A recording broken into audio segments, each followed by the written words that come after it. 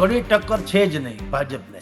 જિગ્નેશ મેવાણી છે એનો એક ચોક્કસ વર્ગ ઉપર જ પ્રભાવ છે, વિશેષતઃ તોફાની નિશાળિયાને મોનિટર બનાવી દેવો એ ભાજપની ખાસિયત છે. નીતિનભાઈને કીધું તમે જીતાડી દો તો વાત પૂરી. હારી ગયા તો તમારે અમારી પાસે કઈ માગવાનું થતું નથી. જિગ્નેશ મેવાણી સ્વયં કોંગ્રેસથી નારાજ છે, કારણ કે અહીંયા અમરેલીની જે ઘટના બની હતી દલિત યુવક ઉપર જે થઈ મારામારી થઈ વગેરેની, તો કોંગ્રેસે એને સાથ ન આપ્યો. કોઈને જિગ્નેશ મેવાણીનું કદ વધે એ કોંગ્રેસમાં કેટલાયને પસંદ નથી. કડીમાં ગઈકાલે જિગ્નેશ મેવાણીએ પ્રચાર કર્યો હતો. આ ઉપરાંત ભરતસિંહ સોલંકી, જ્ઞાનીબેન ઠાકોર પ્રચાર કરી રહ્યા છે. તો શું કડીમાં કોંગ્રેસ જીતી શકે છે? કડીમાં શું પરિસ્થિતિ? ના સાહેબ, કડીમાં કડી ટક્કર છે જ નહીં ભાજપને. જિગ્નેશ મેવાણી છે એનો એક ચોક્કસ વર્ગ ઉપર જ પ્રભાવ છે, વિશેષતઃ. અને કોંગ્રેસમાં તમે જાણો છો કે આ બધો અભાવ છે લોકો સુધી પહોંચવામાં. એમાં Bharatiya Janata party one way તરફ વયા જશે એવું લાગે છે અત્યારે. કારણ કે ભારતીય જનતા પાર્ટીએ નીતિનભાઈ પટેલને ત્યાં મૂક્યા. નીતિનભાઈ પટેલને મૂકીને પણ એક કાંકરે બે પક્ષી જેવું છે. નીતિનભાઈને એમ લાગે છે કે ભારતીય જનતા પાર્ટી એના કદ પ્રમાણે એને એનું સ્તર પ્રમાણે કોઈ સ્ટેજ નથી આપ્યું, એટલે આમ જુઓ તો હાસ્યામાં ધકેલાય છે અને થોડાક રૂઠેલાય છે. હવે એને ઉપર ભારતીય જનતા પાર્ટીએ જવાબદારી સોંપી. તોફાની નિશાળિયાને મોનિટર બનાવી દેવો એ ભાજપની ખાસિયત છે. નીતિનભાઈને કીધું તમે જીતાડી દો તો વાત પૂરી. હારી ગયા તો તમારે અમારી પાસે કઈ માગવાનું થતું નથી, કે મને કહેવાય તમે એક બેઠક જીતાડી ન શકો તો પછી ક્યાં પ્રશ્ન આવે છે. એટલે એવો ટાસ્ક સોંપવામાં આવ્યો છે. પણ ત્યાં ભારતીય જનતા પાર્ટી જે છે સંગઠનના જોરે કડીમાં કમસે કમ એમાં કદાચિત ફતે. અહીંયા જેટલું ગોપાલનું ચિત્ર ઉજળું છે માન લ્યો, એવું ત્યાં જે છે ત્યાં કટોકટ બટોકટ નથી. ત્યાં ભારતીય જનતા પાર્ટીનું પરડું ભારે છે, કારણ કે એની પાસે સંગઠન છે ને બધી વ્યવસ્થા છે. ને કોંગ્રેસ કે આ ભલે જિગ્નેશ મેવાણીએ બધી વાતો કરી, પણ જિગ્નેશ મેવાણી સ્વયં કોંગ્રેસથી નારાજ છે, કારણ કે અહીંયા અમરેલીની જે ઘટના બની હતી દલિત યુવક ઉપર જે થઈ મારામારી થઈ વગેરેની, તો કોંગ્રેસે એને સાથ ન આપ્યો, એટલે એમાંથી નારાજ થયા. એટલે તો એ જાહેરમાં સોશિયલ મીડિયામાં કહે છે ને કે ભાઈ રાહુલ ગાંધી કહી ગયા છે કે કેટલાક લોકો ભાજપના બી ટીમ જેવા છે, તો એ કાઢો ઘો ને બધી આવું જાહેરમાં કીધું. પછી પક્ષે એને શિસ્તભંગના પગલાની ડરે એમ કીધું કે ભાઈ માપમાં રહ્યો, તમે બોલોમાં જે કાંઈ છે એ પક્ષમાં જાહેરાત કરો, સોશિયલ મીડિયા થ્રુ જાહેરમાં ન આવો.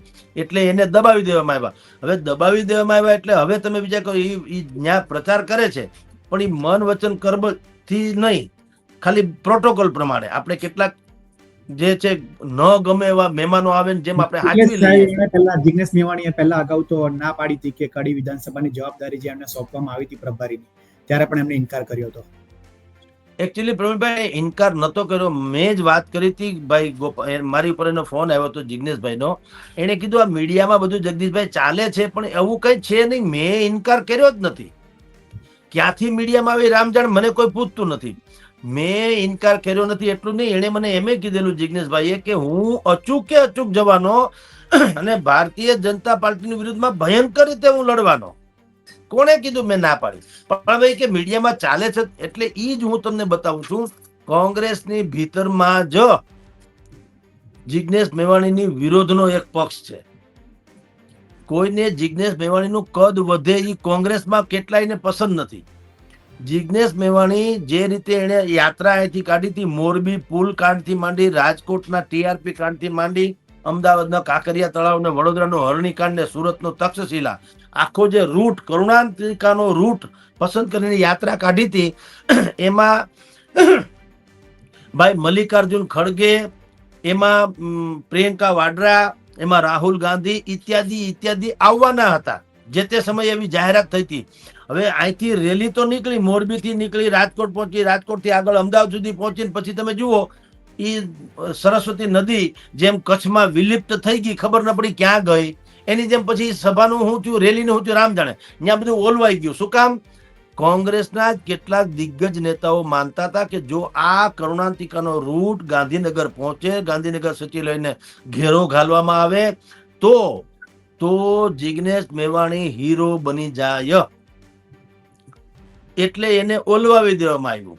જિગ્નેશ મેવાણીનું ત્યાં બધું ઠરી ગયું જે કાંઈ હતું આંદોલન. એટલે ત્યારથી માંડીને આજ સુધી જિગ્નેશ મેવાણીને કદ પ્રમાણે વેતરવાની કોંગ્રેસમાં જ એક ચાલ ચાલે છે. એટલે અત્યારે એ કડીમાં જે જાય છે એ તમે જુઓ, ચોક્કસ કોમ્યુનિટી હોય એના પૂરતું જ એની વાતો છે.